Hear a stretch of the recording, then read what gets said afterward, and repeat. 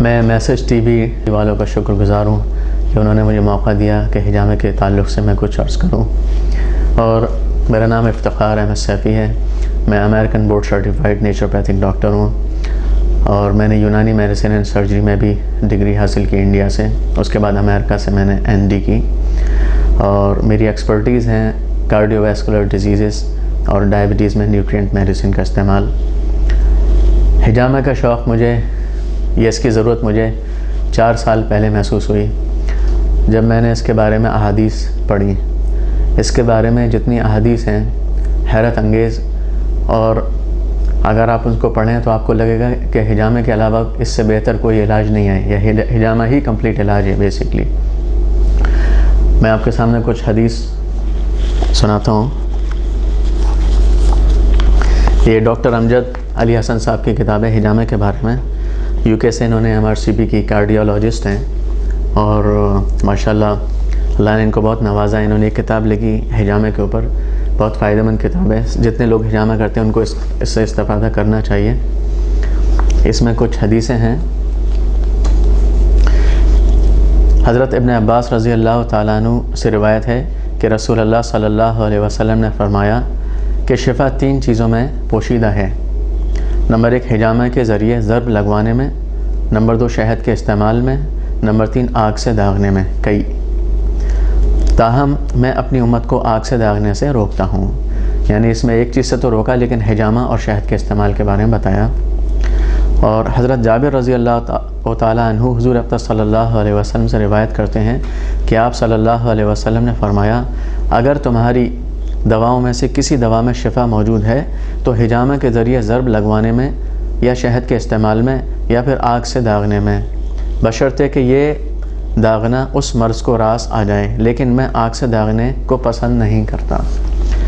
और फरमाया, ये सब बुखारी शरीफ की हदीसें हैं। हज़रत समरा बिन जुंदब रज़ी अल्लाह ताला अन्हु फरमाते हैं कि हुज़ूर अकरम सल्लल्लाहु अलैहि वसल्लम के पास बनी फरास के कबीले के एक देहाती आया।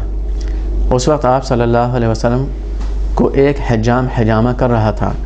बस हज्जाम ने ब्लेड से ज़र्ब लगाया तो देहाती ने ताज्जुब से पूछा, ए अल्लाह के रसूल सल्लल्लाहु अलैहि वसल्लम, ये आप क्या कर रहे हैं? तो आप सल्लल्लाहु अलैहि वसल्लम ने इरशाद फरमाया, ये हिजामा है, ये उन सब इलाजों से बेहतर है जो लोग इख्तियार करते हैं। कितनी स्ट्रॉन्ग हदीस है ये।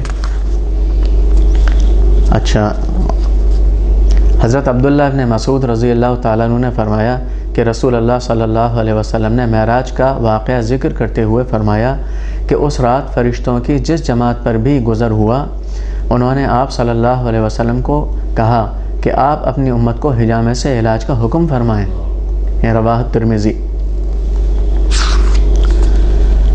हज़रत जाबिर रज़ी अल्लाह ताला अन्हु हज़रत मक़ना रज़ी अल्लाह ताला अन्हु की इयादत की और फ़रमाया कि जब तक तुम हिजामा ना लगवा लो मैं वापस नहीं जाऊंगा, इसलिए कि मैंने नबी करीम सल्लल्लाहु अलैहि वसल्लम से सुना है कि हिजामा लगवाने में शिफा है।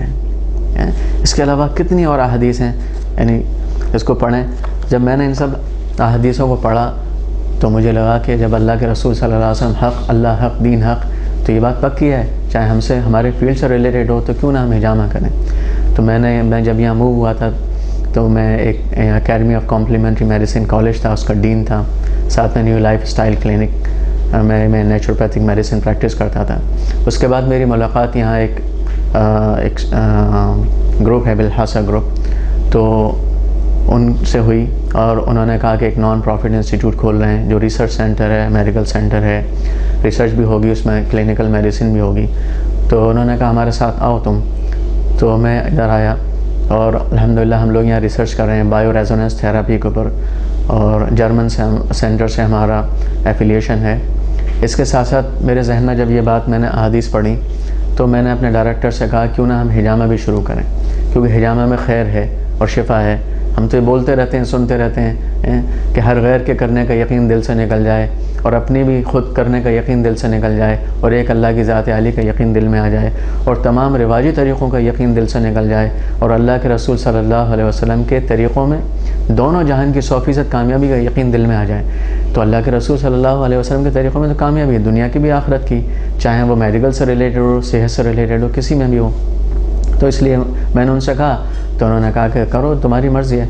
तो तब से हमने साथ में अपनी क्लिनिकल प्रैक्टिस के साथ हिजामा शुरू किया, और अल्हम्दुलिल्लाह जब से हिजामा करना शुरू किया इसमें माशाल्लाह इतने फ़ायदे देखे कि अगर ये कहा जाए कि ओवरऑल जो जनरल हेल्थ को इम्प्रूव करने की कोई एक चीज़ अगर है तो हिजामा है। बाकी सब चीज़ों में अल्लाह ने और शिफा रखी, जितने भी सिस्टम्स ऑफ मेडिसिन है किसी न किसी में किसी चीज़ के लिए फ़ायदा है, लेकिन ओवरऑल हेल्थ कंडीशन को इम्प्रूव करने के लिए हिजामा बहुत अच्छी चीज़ है। और अब हिजामा किसे कहते हैं? हिजामा जैसा कि आपको मालूम है कि हिजामा उर्दू में कहते हैं पच्चे लगवाने को, अंग्रेज़ी में कपिंग भी बोलते हैं उसको, चाइनीज़ लोग करते हैं कपिंग, लेकिन वो चाइनीज़ जिसको कपिंग कहते हैं अक्सर वो ये कपिंग नहीं है जो कि इस्लामिक हिजामा है, इस्लामिक कपिंग है, उसमें थोड़ा फ़र्क है। हिजामे की कई किस्में हैं। हिजामा एक तो जैसा कि आप इंटरनेट पर करेंगे, सर्च करेंगे तो उसमें ड्राई हिजामा है, वेट हिजामा है, मसाज हिजामा है, ऑयल हिजामा है, डिफरेंट तरीक़े का हिजामा है। लेकिन बेसिकली हिजामा वही है जो कि अल्लाह के रसूल सल्लल्लाहु अलैहि वसल्लम ने जिसको पसंद फरमाया और जिसको ख़ुद किया भी। तो उसमें कप्स लेते हैं, ये कप्स हैं, ये कप्स हैं, और कप्स को जिस्म के मुख्तलिफ़ हिस्सों पर लगाते हैं और इससे वैक्यूम क्रिएट करते हैं ऐसे करके, और उसके बाद कट्स लगाते हैं, उससे खून बाहर आता है। बेसिकली खून को निकालने को हिजामा कहते हैं, यानी उसमें गंदा खून मिक्स होता है, पूरा गंदा खून नहीं होता बल्कि खून तो होता है, उसके अंदर गंदा खून मिक्स होता है, उसको हिजामा कहते हैं। और इसकी जैसे मैंने अर्ज़ किया कई किस्में हैं, लेकिन यही किस्में असल फ़ायदा इसी किस्म से है जिसको हम वेट हिजामा कहते हैं या हिजामा बोलते हैं। हिजामा किस तरीके से मदद करता है, इसका फ़ायदा किस तरीके से होता है? सबसे पहले तो हमें मालूम है कि सुन्नत है और अल्लाह के रसूल सल्लल्लाहु अलैहि वसल्लम ने इसके बारे में फरमाया कि इसके अंदर शिफा है, तो पर इसमें यकीनी शिफा है। कुछ इसकी मेडिकल स्पेकुलेशंस भी हैं और बहुत मुमकिन है वो भी सही हों, तो उसको भी हम थोड़ा सा उसके बारे में भी बात करेंगे, लेकिन हम तो इसलिए करेंगे कि अल्लाह के रसूल सल्लल्लाहु अलैहि वसल्लम ने फरमाया है और हेल्थ के लिए ही चाहे करें, लेकिन अल्लाह के रसूल सल्लल्लाहु अलैहि वसल्लम की ख़बर पर यकीन रख कर करेंगे तो इंशाअल्लाह सुन्नत ज़िंदा करने का अजर मिलेगा, आखिरत भी बनेगी और दुनिया के फ़ायदे भी इसमें हासिल होंगे। दुनियावी एतबार से जितना हम समझ पाएँ इसको किस तरीके से फ़ायदा होता है, वो कुछ इस तरीके से है कि जिस्म से अगर खून निकले और वो किसी भी रास्ते से निकले, किसी भी तरीके से निकले, चाहे वो ब्लड डोनेशन के ज़रिए निकले या कभी कभी और रास्ते से खून निकलता है, तो उसमें फ़ायदा होता है। इसलिए कि खून जब बाहर निकलता है जिस्म से तो हमारा जिस्म नया खून, ताज़ा खून बनाता है जो कि रिप्लेस करता है ख़राब और गंदे या पुराने खून को, तो उसके ज़ाहिर सी बात है ज़्यादा फ़ायदे होते हैं और पूरा एक सिस्टम है जो खून बनाने का वो एक्टिवेट हो जाता है। अच्छा, दूसरे फ़ायदे इसके ये हैं कि जब हम हिजामा करते हैं और डोनेशन करते हैं तो उसमें थोड़ा फ़र्क ये है कि डोनेशन में जो सिस्टेमिक सर्कुलेशन होता है, वीनस ब्लड, वेन से जो ब्लड निकलता है जो कंपेरेटिवली फ्रेशर ब्लड होता है, लेकिन हिजामा से जब ज़रिए जो खून निकाला जाता है उसमें जो खून होता है वो टॉक्सिन्स और टॉक्सिक वेस्ट उसमें ज़्यादा होती है। एक तो वो स्किन से निकाला जाता है, वेन से नहीं निकाला जाता। स्किन में मिसाल के तौर पर हम जो पॉइंट्स हैं, मुख्तलिफ़ पॉइंट्स हैं, इस तरह करते हैं, जैसे कि अगर हमने ये पीठ पर करा मिसाल के तौर पर, तो अब ये इंटरस्टिशियल टिश्यू स्पेसेस होती है, उसके अंदर से खून आता है और इसके नीचे से लिम्फेटिक पूरा सर्कुलेशन चैनल है पूरा जो कि चल रहा होता है। तो जब हम हिजामा करते हैं तो बेसिकली लिम्फेटिक्स का भी कुछ toxins plus interstitial tissue spaces के टॉक्सिन्स और कुछ लैक्टिक एसिड और दूसरी टॉक्सिसिटी जो अंडरनीथ द स्किन एक्यूमुलेट होती है वो सब उसके अंदर बाहर आती है। तो सिर्फ खून नहीं आता बल्कि टॉक्सिन्स साथ में बाहर आते हैं। अच्छा, हमारे जिस्म में जो इम्यून सिस्टम का निज़ाम है, ब्लड उसमें काफ़ी अहम रोल अदा करता है, लेकिन ब्लड टॉक्सिन्स को, बैक्टीरिया को, जो फैगोसाइटोसिस है उसको, बैक्टीरिया को एनगल्फ करने के बाद में ये सारे टॉक्सिन्स को लिम्फेटिक जो चैनल है उसके हवाले कर देता है। अब लिम्फेटिक का काम है कि वो उसको टॉक्सिन्स को मज़ीद ले जाकर इंटेस्टाइन में डंप करें और वहाँ से फिर हम उसको एक्सक्रीट आउट करें। लेकिन अक्सर क्या होता है कि अगर हम ज़्यादा फिज़िकली एक्टिव नहीं हैं या हमारी कमर ख़ास तौर से मूव नहीं करती है तो लिम्फेटिक सर्कुलेशन प्रॉपर नहीं होता है, क्योंकि ब्लड को सर्कुलेट करने के लिए दिल है, एक पंपिंग मशीन, लेकिन लिम्फेटिक को सर्कुलेट करने के लिए कोई दिल या कोई पंपिंग मशीन नहीं है। लिम्फेटिक सर्कुलेशन मूव होता है, प्रॉपर होता है जब हम खुद मूव करते हैं। तो मुसलमान नमाज़ पढ़ता है उस तरह से कमर को थोड़ा ऊपर नीचे करता है वो, तो इससे फ़ायदा होता है, लेकिन अभी भी वो पूरा जो कि हिजामे के ज़रिए अभी भी टॉक्सिक वेस्ट जमा होती है वो बाकी हिजामे के ज़रिए निकल जाती है। तीसरा, चाइनीज़ जो मेरिडियन फ़िलासफ़ी है कि ची जो एनर्जी है वो जो मेरिडियन पॉइंट्स, मेरिडियन लाइंस हैं चाइनीज़ मेडिसिन के पॉइंट ऑफ व्यू से, तो ची जो एनर्जी है वो उसमें फ़्लो करती है। और चाइनीज़ ट्रेडिशनल मेडिसिन का ये ख्याल है कि अगर ची का एनर्जी फ़्लो प्रॉपर है तो डिज़ीज़ नहीं होती। अगर उसमें कोई ब्लॉक है, कोई एग्रेवेशन है, कोई सुस्ती है, तो फिर डिज़ीज़ होती है। तो जब हम कपिंग करते हैं तो कपिंग से क्या होता है कि चाइनीज़ जो एनर्जी ची है उसका फ़्लो बेहतर हो जाता है और जो जिस्म की एनर्जी वो रेस्टोर हो जाती है। और जिस तरह हम एक्यूपंक्चर, जैसे चाइनीज़ लोग एक्यूपंक्चर करते हैं, तो वो बेसिकली जो रिफ्लेक्स जोन्स होते हैं, जैसे मुख्तलिफ चाइनीज़ पॉइंट ऑफ व्यू के हिसाब से इतने सारे पॉइंट्स बनाए हुए हैं कि ये रिफ्लेक्स जोन्स हैं। अगर हम इनको एक्यूपंक्चर जो नीडल्स प्रिक करेंगे तो ये रिफ्लेक्स जोन्स हैं जो कि स्टिमुलेट करेंगे कॉरस्पॉन्डिंग ऑर्गन्स को, जिनसे रिलेटेड जो ऑर्गन्स हैं, तो उनमें एनर्जी एक्टिवेट होगी या होम्योस्टेसिस बॉडी की पूरी जो क़ुव्वत मुदाफ़ियत बदन है वो इम्प्रूव होगी। हिजामा के ज़रिए जो कट्स लगाए जाते हैं वो चाइनीज़ एक्यूपंक्चर नीडल्स से काफ़ी ज़्यादा स्ट्रॉन्ग होते हैं, तो it's like father of acupuncture medicine. तो ये जो पॉइंट्स हैं ये बहुत ज़्यादा देर तक एनर्जी को स्टिमुलेट करते हैं या उस एरिया को स्टिमुलेट करते हैं। तो ची का flow comparatively acupuncture medicine, acupuncture needles के मुकाबले में हिजामा के प्रिक्स में ज़्यादा होता है, तो इस लिहाज से भी फ़ायदा करती है। दूसरे लोकली भी फ़ायदा करती है कि अगर कोई पेन है तो उसमें जो स्टेगनेंट लिक्विड्स होती हैं, फ्लूइड है या ब्लड है, तो उसको रिमूव करने से पेन कम हो जाता है, तो पेन में बहुत ज़्यादा फौरी तौर से फ़ायदा होता है। इस तरीके से ये फ़ायदा करता है। बस अल्लाह को मालूम है कि और क्या क्या इसमें किस तरीक़े से फ़ायदा करता है। अच्छा, हिजामे के बारे में कौन से दिन बेहतर हैं या कौन सी डेट्स बेहतर है, अल्लाह के रसूल सल्लल्लाहु अलैहि वसल्लम की हदीस से ये मिलता है कि कमोबेश जो मेरे इल्म में है कि Monday, Tuesday and Thursday are the best days. और डेट्स में 17, 19 एंड 21 ऑफ हिजरी कैलेंडर, जो 17 और 19 और 21 हिजरी की तारीख़ें हैं वो बेहतर तारीख़ें हैं। और वेंसडे के दिन, बुध के दिन करने को आपने पसंद नहीं फरमाया, और सैटरडे के दिन भी हदीस में सुना के पसंद नहीं फरमाया। तो जो बेहतर दिन है वो मंडे, ट्यूसडे एंड थर्सडे, और बेहतर तारीख़ हैं वो 17 and 19 and 21 of Hijri calendar dates, इसमें कराना बेहतर है। अच्छा, इसकी कुछ कॉन्ट्रा इंडिकेशंस हैं। हम हिजामा यानी कब नहीं करा सकते, इसमें ख़ास तौर से उन लोगों से दरख्वास्त है जो हिजामा करते हैं और ये ऐसी सुन्नत है इसको फैलाना चाहिए, लेकिन इसमें कुछ ख्याल भी रखना है, ऐसा ना हो कि बजाय फ़ायदे का नुकसान हो। तो इसमें कुछ कॉन्ट्रा इंडिकेशंस हैं, इसको जहन में रखना चाहिए कि हिजामा हम कब नहीं कर सकते। हिजामा एक तो अगर किसी को बुखार हो तो उस वक्त नहीं करना चाहिए। हिजामा अगर किसी को एपिलेप्सी की शिकायत हो तो उसमें नहीं करना चाहिए।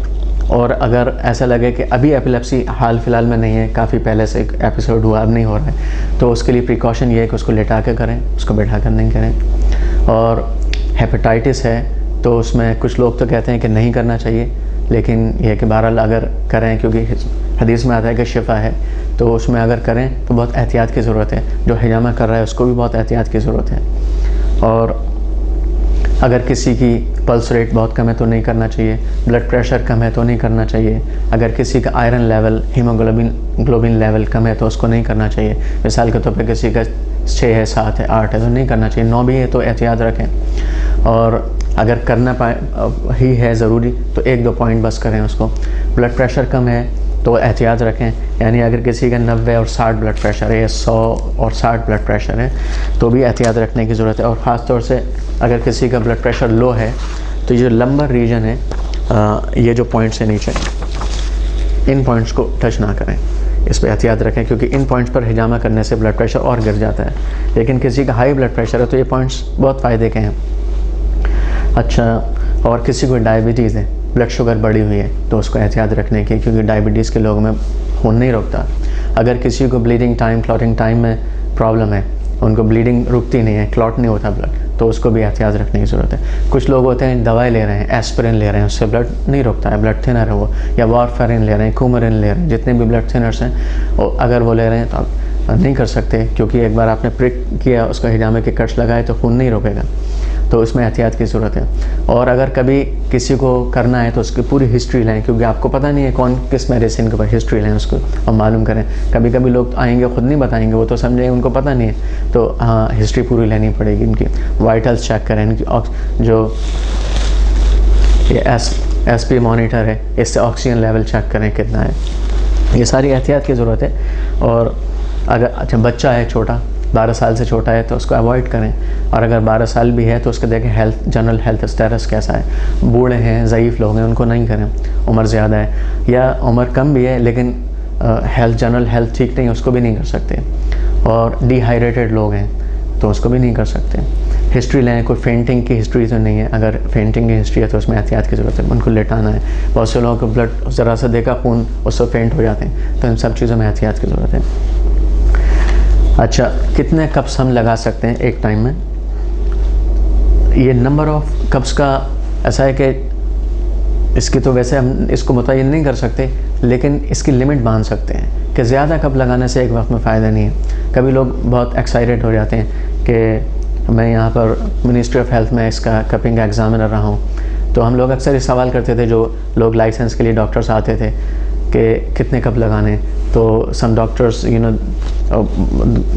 थोड़ा से दे गॉट कैरीड अवे, वो कहते थे हम 12 लगाते हैं, हम 15 लगाते हैं, इसलिए कि वो शायद इसको अच्छा समझते थे। तो उसको हमारे जहन में फ़ौरन आता था भाई ये इसको पास नहीं करना है, इसलिए कि ये कोई जज्बाती काम तो है नहीं।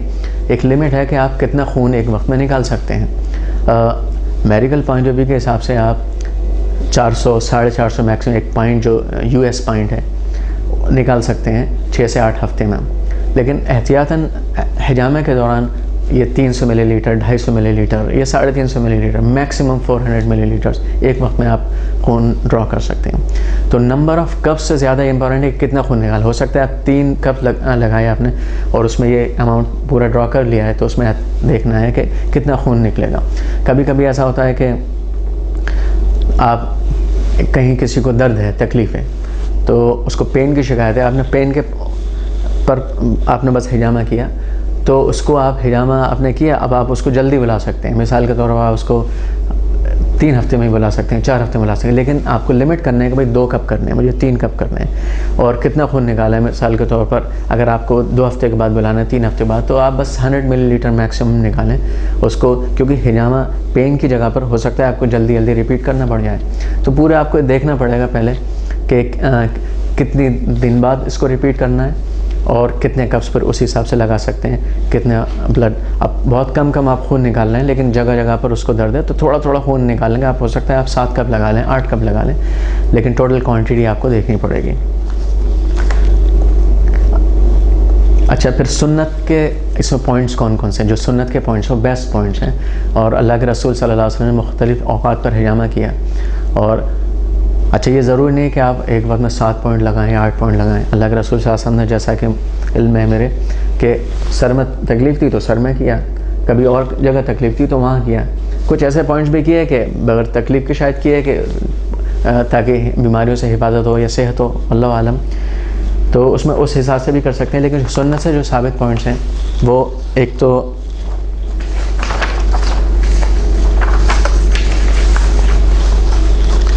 सर में है, ये पॉइंट है, और एक सर के इस तरफ पीछे ये जो पॉइंट है यहाँ है, और गर्दन के दो पीछे इक़दाइन जिसको बोलते हैं, ये 2 पॉइंट हैं। फिर अलकाहिल कमर के ऊपरी हिस्से में है, पीठ के ऊपरी हिस्से में। और फिर आप सल्लल्लाहु अलैहि वसल्लम ने ऐसा मिलता है रिवायत में कि जांघों में भी किया, जिसको वर्क बोलते हैं, और नीचे पैर पर भी किया, ये जो पैर हैं यहाँ भी किया, इस जगह इस जगह, दोनों पैर पर भी किया। तो इन जगहों पर हम प्रोफाइलैक्टिक प्रिवेंटिव बीमारी से हिफाजत के लिए भी कर सकते हैं इन जगह पॉइंट्स को। अब ये है कि हिजामा कैसे किया जाए, तो इसके लिए थोड़े से प्रिकॉशंस हैं जो कि हिजामे से पहले हमें जहन में रखने पड़ेंगे। कि सबसे पहले तो ये कि जगह हमारी साफ़ हो। इसमें बहुत ज़्यादा एहतियात की ज़रूरत है। हिजामा फ़ायदा भी कर सकता है और हिजामा नुकसान भी कर सकता है। अगर हमारी ज़रा सी बेएहतियाती हुई तो बजाय फ़ायदे के नुकसान हो सकते हैं, इन्फेक्शंस लग सकते हैं। तो जगह साफ़ हो, हाइजीनिक कंडीशंस हो। दूसरी ये कि जो हम टूल्स इस्तेमाल कर रहे हैं वो सारे स्टरलाइज्ड हों। मिसाल के तौर पर अगर हम टूल्स इस्तेमाल करें, ये इस तरह के टूल्स फर्श वगैरह हैं और भी ट्रे वगैरह हैं, तो उन ट्रे वगैरह को भी पूरे को स्टरलाइज़ करना है। स्टील की ट्रेस हैं, स्टरलाइज़ करना है। लेकिन जो कप्स हैं ये सिर्फ वन टाइम यूज़ है, डिस्पोजेबल कप्स होने चाहिए। एक टाइम बस इस्तेमाल करने हैं इसको, 2 टाइम नहीं कर सकते। और ये फेंकने के होते हैं। इवन जो पंप है ये भी एक बार इस्तेमाल करने का है, दोबारा नहीं कर सकते। और ये सारा बॉक्स मिलता है ऐसे बना बनाया। अल्लाह चाइनीज़ लोगों को जज़ाय खैर दे, इन्होंने शुरू किया बनाना। और एक टाइम में बहुत ज़्यादा महंगा नहीं आता, ये सस्ते पूरा सेट आता है। एक सेट एक आदमी के लिए इस्तेमाल करें, उसको फिर फेंक दें। अच्छा, फिर हमें देखना होगा कि पेशेंट जो हमारे पास आ रहा है फ़िट है। जैसे मैंने अर्ज़ किया, उसके वाइटल्स लेने होंगे और उसे हिस्ट्री मालूम करनी होगी, उसकी क्लीनलीनेस को भी देखना होगा। और फिर हम जब उसको हिजामा करने लगेंगे तो जहाँ हिजामा हमें करना है, मिसाल के तौर पर कमर पर करना है, तो उस पूरे एरिया को हमें साफ़ करना है। और हम बेटाडीन से साफ़ कर सकते हैं। बहुत से लोग इसको प्रेफर करते हैं कि ब्लैक सीड ऑयल से साफ़ करें। बहुत से लोग ऑलिव ऑयल को प्रेफर करते हैं, तो कर सकते हैं। ऑलिव ऑयल में एंटीसेप्टिक अज्जा मौजूद हैं और कोई हर्ज नहीं कि आप बेटाडीन पहले इस्तेमाल कर लें, अल्कोहल साफ से साफ़ कर लें, उसके बाद आप ऑलिव ऑयल लगा लें। और साफ़ करने के बाद में फिर हमें ये जो कप्स हैं उसको लगाना है, ताकि एक वैक्यूम क्रिएट कर लें। तो उससे क्या होता है कि जो सारा टॉक्सिक वेस्ट है, ये ब्लड है, वो एक जगह पूल हो जाता है। उसके बाद फिर हमें कट्स लगाने हैं। कट्स लगाने में एहतियात ये करनी है कि कट्स हमारे वर्टिकल कट्स हों, ऐसे वर्टिकल कट्स हों, ऐसे हॉरिजॉन्टल नहीं हो, बल्कि वर्टिकल कट्स हों। क्योंकि मेरिडियन लाइंस होती हैं वो कट हो जाती हैं, इसलिए वर्टिकल कट्स होने चाहिए। कट्स कितने लगाएं, मुख्तलिफ लोग उनके ख्यालात हैं।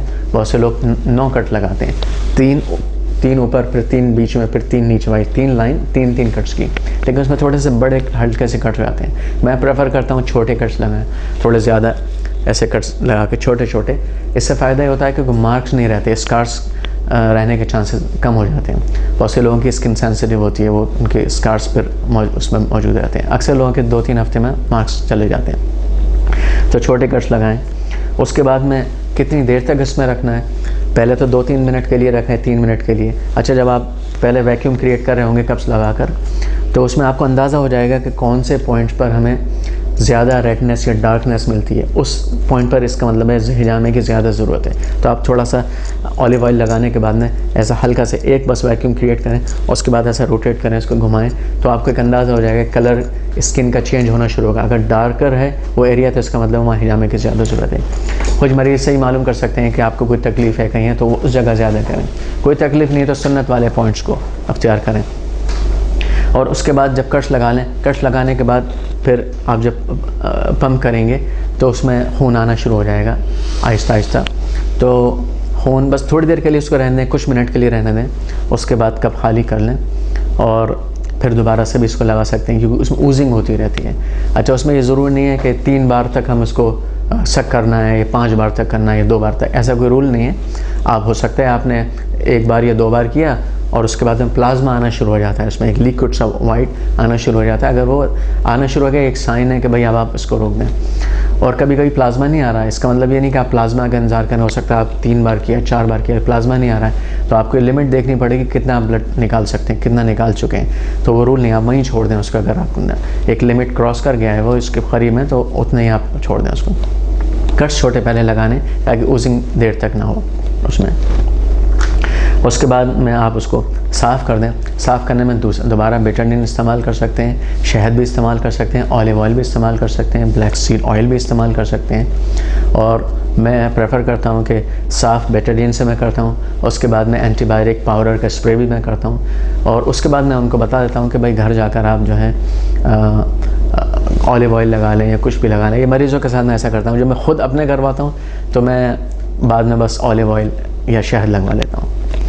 और अच्छा, कुछ पोस्ट हिजामा प्रिकॉशंस हैं या सजेशंस हैं कि हिजामा करवाने के बाद में बेहतर ये है कि मरीज़ मछली उस दिन नहीं खाए। कुछ लोग कहते हैं कि दूध भी नहीं पिए, बीफ भी नहीं खाए। मुझे कोई साइंटिफिक इसका कुछ जस्टिफिकेशन नहीं मिला, लेकिन कुछ लोग कहते हैं तो हो सकता है उसमें उन्होंने कहीं पढ़ा हो कुछ, तो उसमें कोई हर्ज नहीं है एक दिन में अगर हम दूध नहीं पिए और बीफ नहीं खाएं।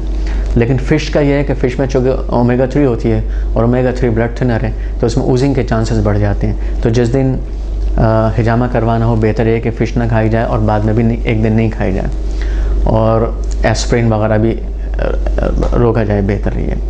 और जिस वक्त हिजामा किया जाए तो बेहतर है कि पेट खाली हो, या कम से कम 3-4 घंटे पहले नहीं खाया हो। अल्लाह के रसूल सल्लल्लाहु अलैहि वसल्लम ने एक रोज़े की हालत में भी हिजामा करवाया, लेकिन रोज़े की हालत में हिजामा करवाना ज़रूरी फ़र्ज़ नहीं है, मस्ट नहीं है।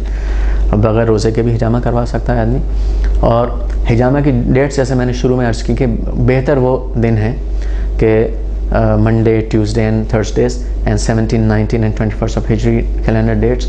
लेकिन हिजामा किसी भी वक्त करवाया जा सकता है, किसी भी तारीख में करवाया जा सकता है अगर ज़रूरत है। मिसाल के तौर पर इस वक्त ज़रूरत है और सर में दर्द हो रहा है तो इस वक्त करवा सकते हैं, उसको कोई मना भी नहीं है। और हो सके तो वेंसडे को अवॉइड करें, क्योंकि फरमाया कि नहीं पसंद किया आप सल्लल्लाहु अलैहि वसल्लम ने, तो उसको अवॉइड करें तो बेहतर है। इसके अलावा बस मैं गुजारिश ये करूँगा सबसे कि हिजामा अल्लाह के रसूल सल्लल्लाहु अलैहि वसल्लम की सुन्नत है और इसमें बहुत फ़ायदे हैं और सबको करवाना चाहिए। और यहाँ अल्हम्दुलिल्लाह अरब ममालिक में इसका काफ़ी रिवाज है, लोगों को इसका एहतमाम भी करते हैं। और लेकिन हम लोगों के मुल्कों में, हिंदुस्तान में, पाकिस्तान में और इन इलाक़ों में अभी हिजामा का इतना रिवाज नहीं है। बहुत दीनदार लोग उसको करवाते हैं, बल्कि बहुत दीनदार लोगों को इसके बारे में इल्म है, करवाते वो भी कम ही लोग हैं, और बहुत से लोगों को इसका पता ही नहीं है। तो एक ऐसी बड़ी सुन्नत है, इसको खूब रिवाज में लाना चाहिए और अजर की नीयत से और अल्लाह का हुक्म समझ कर, रसूलुल्लाह सल्लल्लाहु अलैहि वसल्लम का हुक्म समझ कर, और इंशाल्लाह फ़ायदा ज़रूर है, यकीनी है। और एक बार तो बल्कि ऐसा हुआ कि हमारे पास मुसलमान मरीज़ हैं ज़्यादा, लेकिन मेरे पास एक थोड़े दिन पहले कीनियन पेशेंट आए और क्रिश्चियन थे, तो उनको तकलीफ़ थी लोअर बैक पेन। किसी ने सजेस्ट किया कि फ़लाँ डॉक्टर उसके पास चले जाओ, तो उनको नहीं मालूम था कि मैं ये कोई हिजामा करता हूँ। वो समझ रहे बस मैं स्पेशलिस्ट हूँ पेन का। तो आए तो मैंने उनको सजेस्ट किया आप हिजामा करवा लो। उन्होंने कहा अच्छा हिजामा ये जो इस्लामिक तरीक़ा है वो ब्लड निकालने का, कहने मैंने पढ़ा तो था इसके बारे में, लेकिन वो तो इस्लामिक तरीक़ा है इसलिए मैं नहीं करवाऊँगा उसको, तो आप कुछ और सजेस्ट करो। तो मैंने समझा इस्लामिक तरीक़ा है, सही बात है, लेकिन आप भी अल्लाह के बंदे हो और जितनी चीज़ें इस्लाम की इंशाल्लाह आपको भी फ़ायदा पहुँचाएंगी, आप करवा लो। आपको अल्लाह ने मनाया, मुझे भी अल्लाह ने मनाया। तो खैर मैंने उनको समझाया, वो तैयार हो गए। मैंने उनका हिजामा किया और उनकी हालत ऐसी थी कि कुछ दिन से वो जॉब भी नहीं जा रहे थे और he couldn't move at all, बहुत तकलीफ़ में थे। उसके बाद जब मैंने उनका हिजामा किया तो उनको लोअर बैक में पेन था, तो हिजामा करने के बाद वो जब खड़े हुए, उसके बाद में ऐसे नीचे झुके, फिर पीछे हुए, फिर दाएं, फिर बाएं, कोई तकलीफ़ नहीं थी। तो वो कह रहे it is amazing, I can't believe it, कि इस तरह के इतना ज़्यादा इस चीज़ में फ़ायदा हो सकता है। और फिर बाहर जाके भी सोचते रहे, पर 2-3 मिनट तक अपनी बॉडी को आगे किया, पीछे किया, कह रहे मैं यकीन नहीं कर सकता किसी चीज़ से इतना फ़ायदा हो सकता है, और मैं तो इतने दिन से बीमार हूँ और बिस्तर पर हूँ, और चल कर भी आए थे तो ऐसे टेढ़ी कमर कर आए थे। उसके बाद में चलते वक्त कहने लगे डॉग ये तुम्हारी ट्रिक है, तुम मुझे चाहते हो कि इस्लाम के बारे में मैं कुछ पढ़ूँ और मुझे तुमने शौक़ पैदा कर दिया। तो ये चीज़ें हैं, इसमें खैर है, इसको फैलाना चाहिए। लेकिन बस ये गुजारिश ये थी कि इसको जो लोग करते हैं पढ़ कर करें, समझ कर करें, इसकी ट्रेनिंग लें, और ये एक बहुत बड़ी अमानत है और इससे उम्मत को फ़ायदा हो और उम्मत को नुकसान ना हो। तो इसमें जैसे एहतियात मैंने अर्ज़ की, एहतियात के साथ करें और हाइजीनिक कंडीशंस का ख्याल रखते हुए करें। ग्लव्स पहनें, ये ग्लव्स पहनें। अच्छा, एक वक्त में एक आदमी का हिजामा करें, ऐसा नहीं है कि बहुत 2 लोग 3 लोग को एक साथ बैठा लिया तो अभी उसको हिजामा किया, फिर उसी ग्लव से उसको हिजामा किया। इस तरह से हो सकता है जो कम्युनिकेबल डिजीज़ हैं वो फैल जाएँ, तो उसमें बहुत एहतियात की ज़रूरत है। और अपनी भी सफाई हो, एप्रन पहने, सर भी ढकें, इन सब चीज़ों से इन्फेक्शन कभी कभी सर में करना होता है, तो बेहतर ये कि सर के बालों को साफ़ करें, क्योंकि उसमें इन्फेक्शन के चांसेस बढ़ जाते हैं। तो इन तमाम एहतियात को इंशाल्लाह करके करेंगे तो इंशाल्लाह फ़ायदा होगा। अस्सलामु अलैकुम रहमतुल्लाह।